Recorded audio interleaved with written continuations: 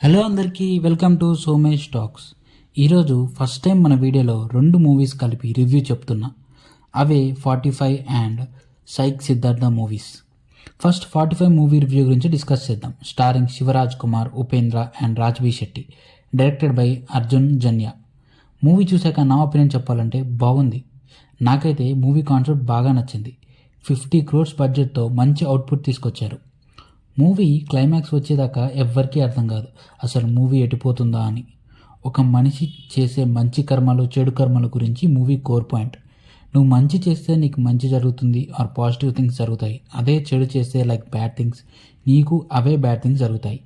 ఎవరి కర్మకు వాళ్ళే బాధ్యులు అనే పాయింట్ని ఫిలసాఫికల్గా బాగా చూపించారు. Mainly Telugu dialogues and dubbing బాగా కుదిరాయి. చాలా ఫిలసాఫికల్ పాయింట్స్ మనని స్ట్రాంగ్గా హిట్ చేస్తాయి. మనం ఫేస్ చేసే ఎవ్రీ ప్రాబ్లమ్ని ధైర్యంగా ఎలా ఎదుర్కోవాలి, ఈ భూమి మీద ఎలా ప్రేమతో జీవించాలి, ఇలా చాలా పాయింట్స్ గురించి డిస్కస్ చేశారు మూవీలో. గరుడ పురాణంలో మెన్షన్ చేసిన పాయింట్స్ కూడా బాగా డీటెయిల్గా చూపించారు. ఒక మనిషి చనిపోయిన తర్వాత ఏమవుతుంది, తన ఆత్మ యొక్క 45 days journey and first 11 days ఆత్మశాంతి కోసం మనం చేసే పిండ ప్రదానంలో ఆ ఆత్మకి ఎలా యూజ్ అవుతుంది, అన్నీ నాకు పర్సనల్గా చాలా తెలియని పాయింట్స్ ఈ మూవీలో డిస్కస్ చేశారు. ఆ 45 days జర్నీయే ఈ మూవీ టైటిల్. అలా ఈ మూవీలో రాజ్బీ శెట్టి చేసే ఒక బ్యాడ్ థింగ్ వల్ల తన లైఫే ఎలా చేంజ్ అయింది అనేది మూవీ స్టోరీ లైన్. అండర్లైన్డ్గా ఇలా కర్మ concept and Garuda Puranam concept చెప్పారు.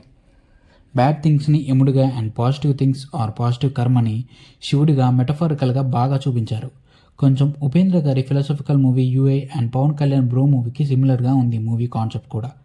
శివన్న లేడీ గెటప్లో బాగున్నారు అండ్ పర్ఫార్మెన్స్ కూడా బాగా చేశారు. క్లైమాక్స్లో అయితే మంచి మ్యాడ్ స్టఫ్ ఉంటుంది. విఎఫ్ఎక్స్ వర్క్ బాగుంది. ప్రొడక్షన్ డిజైన్ కూడా బాగా సెట్ చేశారు. బ్యాక్గ్రౌండ్ స్కోర్ కూడా చాలా బాగుంది. ఎవ్రీ సీన్ని ఎలివేట్ చేసేలా ఇచ్చాడు స్కోర్. బై ద వే ఈ మూవీకి మ్యూజిక్ డైరెక్టర్ అండ్ డైరెక్టర్ ఒక్కడే, అర్జున్ జన్యా. ఆయన యాక్చువల్లీ ఒక మ్యూజిక్ డైరెక్టర్. 100 మూవీస్కి మ్యూజిక్ ఇచ్చారు. ఇది ఆయన డెబ్యూ మూవీ డైరెక్టర్గా and he did his best అని చెప్పాలి. కర్మ అనే కాన్సెప్ట్ని లార్జ్ స్కేల్లో బిగ్ స్టార్స్ని పెట్టి బాగా ఎగ్జిక్యూట్ చేశాడు. ఓవరాల్గా అయితే మంచి philosophical movie with good VFX and star cast.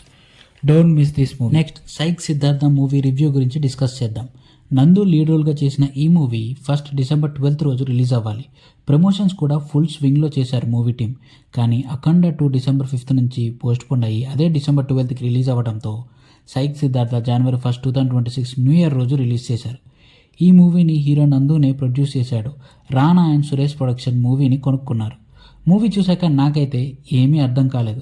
అంటే మూవీ అర్థమైంది కానీ అసలు వాళ్ళు ఏం తీద్దామనుకొని ఏం తీశారో అర్థం కాలేదు. నాకైతే పెద్దగా నచ్చలేదు మూవీ. స్టోరీ సింపుల్గా చెప్పాలంటే సిద్ధార్థ అనే ఒకడికి వాడి గర్ల్ ఫ్రెండ్తో బ్రేకప్ అయ్యి ఆ డిప్రెషన్లో మునిగి తేలుతుండగా ఆల్రెడీ మ్యారేజ్ అయిన ఒక అమ్మాయి పరిచయం అయ్యాక వాడి లైఫ్ ఎలా చేంజ్ అయింది అనేది మూవీ స్టోరీ లైన్. మూవీ టైటిల్కి తగ్గట్లే హీరో క్యారెక్టర్ అండ్ మూవీ కూడా సైక్ ఉంటుంది. No proper screenplay, no continuity, no emotional connectivity with characters. సడన్గా ఒక సీన్ టు ఇంకో సీన్ కట్ చేస్తారు మూవీలో. స్క్రీన్ ప్లే ఎంగేజింగ్గా ఉండడానికి అలా ట్రై చేసి ఉంటారు, బట్ అది మరీ టూ మచ్ అయింది. అసలు హీరో క్యారెక్టర్ పైన ఒక ఎంపతి కానీ సింపతి కానీ ఏది కలగదు. కొన్ని సీన్స్ బాగుంటాయి, అలా బాగుంది ఈ సీన్ అనుకునే లోపే నెక్స్ట్ సీన్ చెడగొట్టేశారు. నాకు తెలిసి ఈ మూవీ సీన్స్ రాసుకొని అన్నీ కలిపి ఒక దగ్గర పేస్ట్ చేసి తీశారనుకుంటా. అసలు హీరో బ్యాక్గ్రౌండ్ ఏంటి, వాడికి ఆ బిజినెస్లో ఇన్వెస్ట్ చేయడానికి మనీ ఎలా వచ్చాయి, ఏ డీటెయిల్స్ ఉండవు.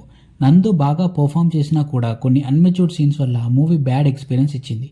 స్టార్టింగ్లో టైటిల్స్ పడేటప్పుడు సూపర్ మ్యారియో గేమ్ సౌండ్తో డిఫరెంట్గా ఎడిట్ చేశారు. అలా కొన్ని ఎడిటింగ్ ప్యాటర్న్స్ డిఫరెంట్గా బాగున్నాయి. బట్ ఆ డిఫరెంట్ ఎడిటింగ్ ప్యాటర్న్ కొన్ని సీన్స్లో మరీ ఎక్కువ రిపీటెడ్గా అవే సీన్స్ వేయడం, ఎక్కువ మీమ్స్ వేయడం వల్ల మూవీ నుంచి డిస్కనెక్ట్ ఫీల్ వచ్చింది. డైరెక్టర్ వరుణ్ రెడ్డి స్టోరీ ప్రాపర్గా రాసుకోలేదు. ఓన్లీ కొన్ని సీన్స్ రాసి దాని చుట్టూ స్టోరీ అల్లినట్టు ఉంది. సెకండ్ హీరోయిన్ క్యారెక్టర్ అండ్ ఆమె కొడుకు క్యారెక్టర్ అండ్ పర్ఫార్మెన్స్ కూడా బాగుంటాయి. హీరో క్యారెక్టర్ కొంచెం అర్జున్ రెడ్డికి సిమిలర్గా ఉంటుంది, బట్ క్యారెక్టరైజేషన్ చాలా వీక్ ఉంటుంది. అన్నెసెసరీ సీన్స్ ఎక్కువ ఉన్నాయి మూవీలో. ఓవరాల్గా చెప్పాలంటే సెకండ్ హాఫ్లో ఫ్యూ సీన్స్ తప్ప ఏం లేదు మూవీలో. మరి రానా అండ్ సురేష్ ప్రొడక్షన్స్ వాళ్ళు ఏం చూసి మూవీ కొనుక్కున్నారో వాళ్ళకే తెలియదు. This is the end of the video. ఈ 2 మూవీస్ మీలో ఎవరన్నా చూసిన వాళ్ళు ఉంటే మీకు ఏ మూవీ నచ్చిందో ఏ మూవీ నచ్చలేదో కింద కామెంట్స్లో మెన్షన్ చేయండి. వీడియో నచ్చితే లైక్ చేసి మా ఛానల్ని సబ్స్క్రైబ్ చేసి పక్కన ఉన్న గంట సింబల్ని కొట్టండి. మేము నెక్స్ట్ వీడియో పెట్టగానే మీకు నోటిఫికేషన్ వస్తుంది. Thanks for watching. Take care. జై హింద్.